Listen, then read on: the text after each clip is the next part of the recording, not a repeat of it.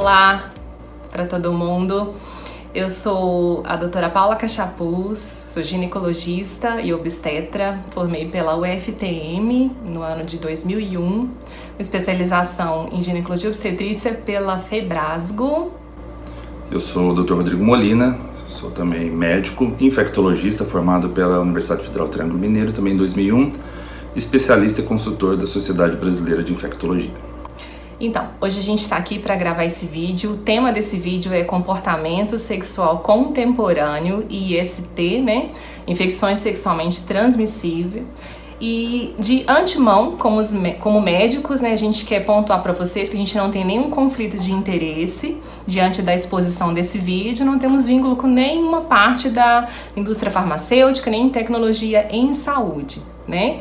O propósito desse vídeo de hoje, ele é um vídeo, não é um vídeo para substituir nenhuma aula, né, em nenhuma esfera acadêmica nem estudantil, mas é mais para propagar informação para toda a população referente a esse tema de comportamento sexual e IST, que é tão importante, né, que precisa ser tão falado hoje em dia. É sempre importante lembrar esse tema, né, Paula, porque a gente tem visto um aumento progressivo das infecções e doenças sexualmente transmissíveis na população em geral, não importando o nível social, o nível cultural. Então a gente vê que esse assunto não é muito falado na mídia, e a gente tem visto muito nos consultórios, nos ambulatórios, mesmo nos postos de saúde. Então a gente precisa melhorar a divulgação sobre esse assunto. Então a gente resolveu unir duas especialidades, né? Eu sou ginecologista, então atendendo as mulheres, a gente tem essa parte da ginecologia, que atende as infecções sexualmente transmissíveis ginecológicas, né? Pela transmissão ginecológica, assim como um infectologista que é super especialista para estar falando aqui para vocês sobre esse tema, né?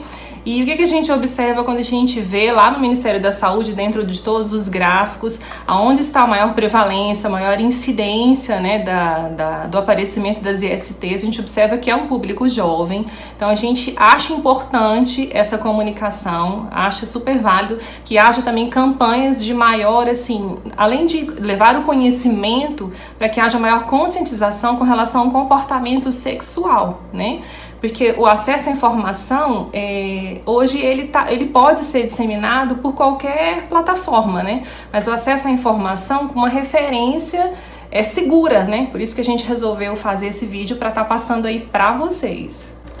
E é sempre bom divulgar. Conhecimento nunca não deve ser guardado, né? Ser guardado, né? A gente sempre tem que estar divulgando. E o que a gente puder falar de uma forma simples para que todos possam entender, melhor ainda. Exatamente. Então, para começar esse vídeo, a proposta dele, igual eu já falei, vou voltar a falar, é para que as pessoas tenham mais conhecimento referente a esse assunto de comportamento sexual contemporâneo, que é o comportamento da atualidade, como que estão sendo as parcerias hoje e o que isso pode afetar e o que isso está linkado com relação à infecção sexualmente transmissível. A gente volta lá no conceito do que seria uma IST, uma infecção sexualmente transmissível pelo Ministério da Saúde. A gente sabe que uma infecção, né, como é que isso ocorre? Infecção sexualmente transmissível é toda infecção, seja ela por qualquer micro-organismo, né, seria um vírus, uma bactéria, um protozoário, que é transmitido pela relação sexual, lembre-se sempre, desprotegida, tá? Uma relação sexual com toda a proteção já sabidamente que a população já deveria ter conhecimento, a pessoa já pode estar isenta de ter de ser contraída, né, de voltar, de ter o vírus, uma bactéria ou um protozoário. Então, infecção sexualmente transmissível é você adquirir uma infecção por relação sexual desprotegida.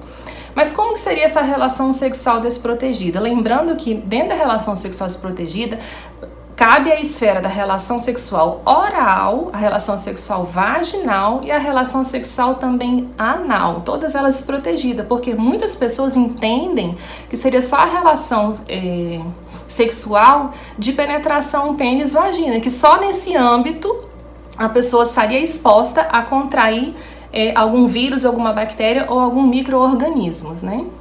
Porque toda relação sexual que a pessoa tem contato uma com a outra, não importa se seja uma relação heterossexual, homossexual, tem grande risco dessa transmissão, desde que ela não tenha uma proteção adequada. E nem toda infecção sexualmente transmissível ela precisa ter manifestação no órgão sexual. Algumas também vão ter manifestações sistêmicas, como a gente diz, que é manifestações que elas aparecem em outras áreas do corpo, longe da área sexual, onde foi a contaminação, como por exemplo a sífilis. A sífilis às vezes tem lesões de pele, lesões de cabelo, lesões da mucosa oral e o contato foi sexual. Exatamente. Então, o que acontece? Muitas pessoas acham que então eu tive uma relação sexual de uma certa forma desprotegida e aí eu fiquei exposto a uma infecção sexual. Então aí eu vou lá, vou fazer uma sorologia, vou testar se eu contraí o HIV, se eu contraí a hepatite B ou as outras doenças e simplesmente fazem só o exame de sangue e esquecem que muitas doenças vão ter a manifestação também genital, tanto no homem quanto na mulher, e esse diagnóstico não é feito através de sorologias, esse diagnóstico é feito através de exames físicos com coletas de secreções genitais para análise em laboratório. Então, assim, ter uma relação sexual desprotegida e achar que fez uma sorologia e recebeu aquele resultado, você está garantindo que você está saudável, isso é uma inverdade, isso já é um mito que a gente traz aqui, né, Molina? Então, é onde a gente diferencia. O que seria, então, vou perguntar aqui para vocês, né, o que seria a diferença entre infecção sexualmente transmissível e doença sexualmente transmissível? Aí eu passo para o Molina. As infecções podem ser de uma forma global, a gente tem inúmeras infecções sexualmente transmissíveis, que vai desde as clássicas, sífilis, gonorreia, algumas que a gente já vê muito pouco, como donovanose. Tem outras infecções que elas foram aparecendo, a gente foi descobrindo que elas tinham transmissão sexual, como hepatite B. Hepatite C, ainda há uma dúvida, mas a gente sabe que ela não é tão importante na transmissão sexual, mas pode acontecer. E também a gente tem o HIV, um grande boom aí que teve na década de 80, a gente fazendo 30 anos de HIV por esses anos. Exato. Então, outras doenças que a gente foi descobrindo que o comportamento sexual, a mudança do comportamento sexual ao longo das décadas, né, ela foram aparecendo. O HPV, que agora também é muito relacionado com outras lesões ginecológicas, como câncer de pênis, câncer de vagina, lesões na boca pelo HPV. Então, assim, são inúmeras essas infecções. E quando elas se manifestam, a gente chama de doença sexualmente transmissível. Exatamente. Então, o que acontece? As pessoas acham assim, não, eu não tenho nenhum sintoma, eu não tenho nada, eu nunca tive nenhuma manifestação. Então, assim, eu acho que eu não tenho nenhum problema. E aí é onde essa cadeia de transmissão pode continuar ocorrendo. Mas lembrando que você pode estar infeccionado, você pode ter uma infecção viral, bacteriana ou de algum protozoário, ou seja, de algum micro-organismo, e você não desenvolveu a doença.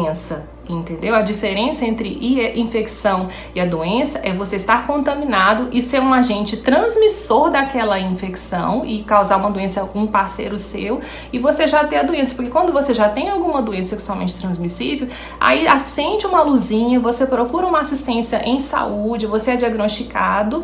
Algumas doenças, graças a Deus, têm tratamento, né? Agora outras não, tem o controle, né?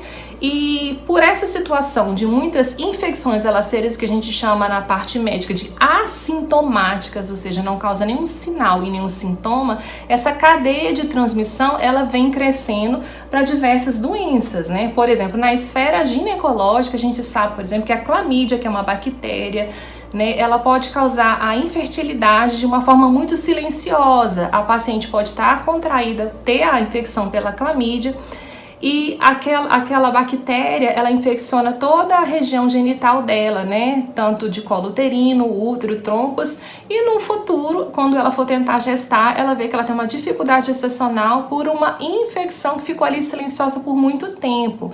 Então, lembrando que no homem também pode ter as infecções. Essa mesma clamídia da mulher, ao passar dos anos, ela ainda pode causar manifestações no fígado e em outros órgãos, né? Então são doenças que elas ficam silenciosas muito tempo, ou algumas são um período de incubação prolongado, e no período de incubação elas também são possíveis a transmissão. Então por isso que é sempre importante, num comportamento sexual desprotegido, procurar uma assistência de saúde. Exatamente. Na verdade, a primeira situação é você ter a consciência que tem que haver a proteção sempre. Até que você conheça aquele seu parceiro, para você confiar naquele comportamento sexual que ele traz previamente e que ele realmente tem uma situação de saúde com relação à infecção totalmente negativa, para você se isentar de uma proteção de uso de um preservativo feminino ou masculino, é muito complicado você se expor a essa situação de uma relação sexual sem alguma proteção, né? Vamos falar um pouquinho da AIDS. Quando ela surgiu, a gente era criança e gerou um pânico, sim, né, na gente. A gente tinha pavor desses pacientes, a gente tinha pavor de pegar. E houve muita campanha nessa época, né? A gente é da geração que viu a AIDS, as pessoas morrerem, surgir e viu as pessoas morrendo, né? Ninguém esquece das capas de revista que vinham atores e atrizes famosas, que eram pessoas que eram os ícones da época, morrendo de HIV. Jogadores, né, internacionais, cantores famosos. A gente teve aí o filme do Freddie Mercury recentemente que mostrou isso pra gente. E hoje ela tá assim, é uma doença que tá aí nos seus 30 anos, é a doença mais estudada na atualidade ainda, né? Eu acredito que a cura vem em algum momento próximo, e eu acho cada vez mais próximo. Mas a gente não pode deixar de estar enfrentando a AIDS. A gente tem um enfrentamento diário na luta contra a AIDS.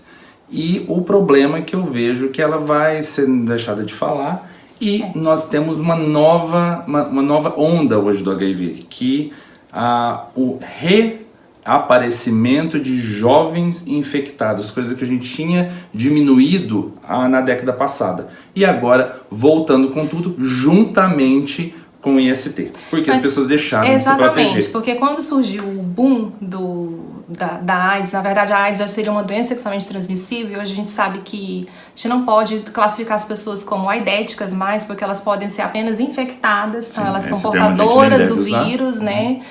E aí o que acontece? Naquela época a pessoa infectava, adoecia e falecia.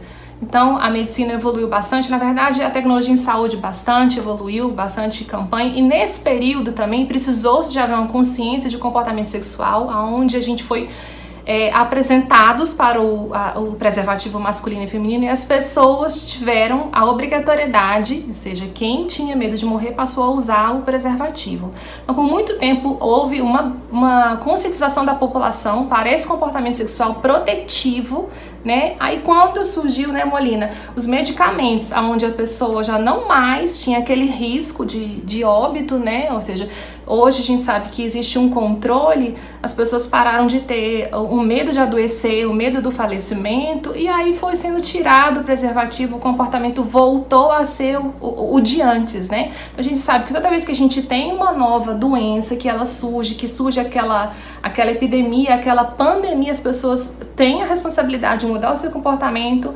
Aí na hora que a tecnologia chega, ajudando, agregando, as pessoas perdem esse comportamento protetivo pessoal, e aí volta a estaca zero de surgir outras ISTs. Com a diminuição da proteção, né, Molina, aconteceu o ressurgimento de várias ISTs, como a sífilis. A sífilis voltou com tudo. A gente está aí já há uns 10 anos vendo inúmeros casos. Talvez, acho que eu nunca vi tanto caso de sífilis como nesse momento, né? E o problema da sífilis é que não é só da pessoa. O que a gente tem de muito grave é a sífilis congênita. Exato. Porque a mulher com sífilis e ela engravida, se ela não for adequadamente tratada, e às vezes ela trata adequadamente, mas se reinfecta durante a gestação, porque se eu não trato a mulher e o seu parceiro, né, ou os dois parceiros, eu vou ter aquela cadeia de transmissão interna entre os dois ali, e aí há o maior risco que é de transmissão para a criança que vai nascer. É o que a gente chama de transmissão vertical, apesar de ser uma infecção sexualmente transmissível, onde uma gestante adquiriu da sua parceria, ela pode estar passando para o feto, né?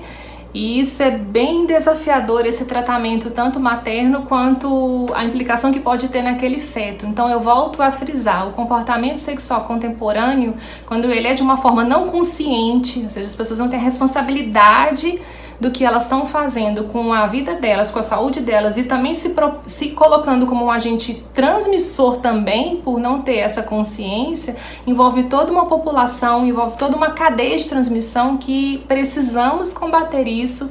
Quanto mais jovens tiverem essa consciência, porque hoje a gente vê, né, Molina, no Ministério da Saúde, que o HIV tem alta incidência e prevalência entre universitários, e isso deixa a gente bastante pensativo com relação a esse cenário. Sim, porque é uma população que a gente sabe, uma população que está estudando, uma população que lê, então não era para estar acontecendo isso. E a gente também vê o aumento de sífilis, herpes, a gente não pode esquecer da herpes genital, outras DSTs aí nessa população jovem, que na verdade tem tudo a ver com o comportamento sexual dessa faixa etária, dessa geração, que é uma geração um pouco mais liberta, é uma geração que vive o momento, mas agora não é uma geração como foi a nossa, que a gente via um pouco mais na frente, não que a nossa era certa, essa está errada, né? São visões de mundo diferentes, e essa é uma geração que vive muito aquele momento, então eles têm uma vida sexual muito mais liberta, né, eles têm menos dogmas, isso é muito interessante, eles têm menos preconceito do que a nossa geração já tinha. Isso é interessante, isso é muito bacana, assim, né? O preconceito, ele não é uma coisa que teria que ser combatido há muito tempo, porque inclusive quando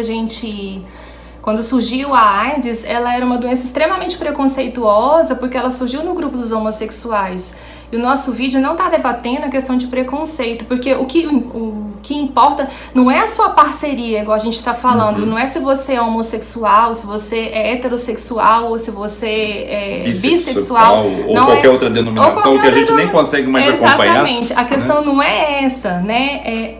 Na verdade, a responsabilidade a sua autorresponsabilidade, a sua responsabilidade com a sua parceria. Hoje a gente até observa o que a gente antigamente chamava de grupo de risco, né, Molina? Que esse pessoal não está se infectando. Hoje a gente fala assim, que a pessoa tem um comportamento de risco. O que seria esse comportamento de risco que levaria então às inúmeras ISTs? É aumento do número de parcerias em uso e em relações desprotegidas, né? É o tipo mesmo de relação. Algumas relações aumentam, e a gente sabe, as ISTs em relações a outras, como por exemplo, a relação, uma relação anal, ela eleva muito mais o risco de uma relação vaginal, né? Que também eleva muito mais o risco em relação a relação oral em si. Então a gente tem o tipo de relação relacionada a IST. Hoje a gente tem visto lesões por HPV orais, que a gente também não via muito. Exatamente. Né? Tudo relacionado ao sexo oral. Então é este comportamento sexual que não está falando, que a gente não está falando que ele é errado, ele não é. Ele tem que ser protegido e a pessoa saber, eu estou com alguma infecção ou eu tive um comportamento de risco, tive uma relação sem preservativo. Primeiro eu vou ver se eu posso ter alguma coisa, para depois eu ter uma outra relação e passar adiante essa infecção. Exatamente, com a volta da relação sexual, né, oral, vaginal e anal desprotegida, aumentou a incidência do HPV, né, HPV é o papilomavírus humano, que dependendo do tipo do HPV, ele está mais relacionado a lesões de colo uterino, aparecimento do câncer de colo uterino e de vagina. Também, quando tem a relação oral, ao câncer da região de orofaringe, né? E também o câncer de pênis, né? Ou seja, é uma doença que passa da esfera de infecciosa para um grande potencial de uma esfera oncológica, do desenvolvimento de um câncer. E isso, sim, chama bastante atenção para as pessoas novamente terem a consciência do comportamento sexual que elas estão aparecendo, né? Uma outra IST que a gente tem visto, ela não é classificada como IST, mas a partir de um momento em que ela surge baseada na relação sexual, que é a hepatite A. Mas como assim hepatite A? A gente sabe que o vírus da hepatite A a gente adquire alimentando ou colocando na boca um vírus que estava ali numa superfície e ele é eliminado nas fezes de quem está infectado. Mas devido à prática de sexo oro-anal, então aumentou a chance de hepatite A em jovens que a gente tem visto. A gente viu um surto de hepatite A na cidade de São Paulo, no litoral paulista recentemente. Tudo relacionado à prática sexual oro-anal. Exatamente. Então, assim, as infecções sexualmente transmissíveis, elas são várias. Assim, a gente poderia listar aqui pelo menos, assim, umas 20 que seriam mais importantes. Que já surgiram desde as épocas primitivas, né? Se for lembrar da sífilis, desde que o homem tem sexo, existem as doenças, né? Na verdade, porque antigamente não tinha a possibilidade de nenhum tipo de tratamento, né? E acompanha o comportamento sexual, né? A gente teve décadas que estouravam mais, que era o comportamento sexual mais liberto, né? Ali na década de 70, com o Woodstock e tudo aquilo. Depois houve uma melhora, né? Pela diferença do comportamento sexual, e agora a gente vê uma população muito mais liberta de seus preconceitos, daquilo que os prendia. Então, novamente aparecendo essas infecções. Então, vamos concluir?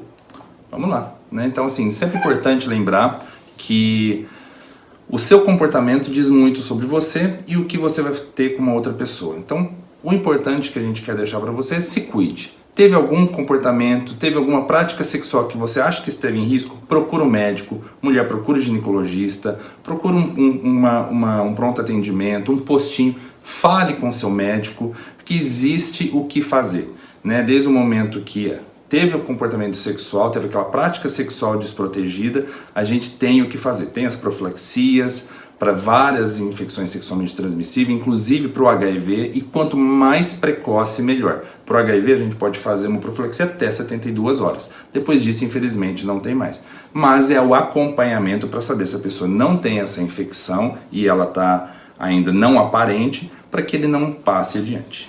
Exatamente. Além de você ter tido, às vezes, o comportamento que te deixou inseguro, mesmo que você não tenha tido algum comportamento sexual de forma de risco, se você tem dúvida também, antes de iniciar uma prática sexual de risco, procure um profissional de saúde. Todos somos formados para orientar qualquer ser humano com relação à questão da sexualidade e as doenças que podem vir junto com a sexualidade mal executada, né? Ninguém está proibido de ter relação sexual e muito menos com qual parceria.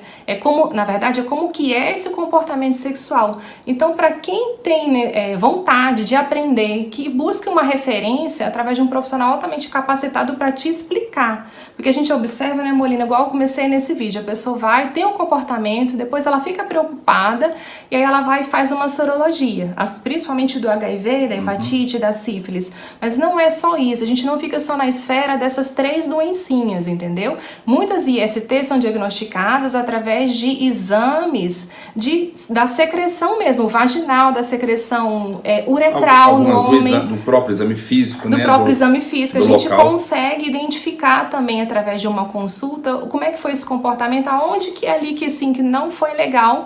E além de te examinar, te diagnosticar e te instruir. Eu costumo falar que quando a gente fala de sexualidade, somente de sexualidade nessa era contemporânea, a gente tira a pessoa da ignorância e do conhecimento. E quanto melhor você ter um conhecimento assim certo daquilo, ou seja, com uma referência correta, buscando uma fonte assim idônea, né, não sair buscando em qualquer lugar, você vai conhecer sobre o seu corpo humano, sobre a forma como é que você tem que se comportar. E você vai ter um ato de civilização muito melhor, né? Você vai contribuir com o mundo com menos complicações baseadas no comportamento sexual inadequado. Porque quem se cuida, cuida do próximo. Exatamente. Né? Vai aqui um grande beijo para todo mundo. A gente espera que vocês tenham gostado. Espero que a gente tenha sido um pouquinho claro e tenha deixado a mensagem da nossa geração, né, Molina? Que é a geração do boom da AIDS, que viveu assim um sofrimento, e a gente não quer que nenhum de vocês passe por isso. Um abraço, obrigado pelo tempo aí com a gente.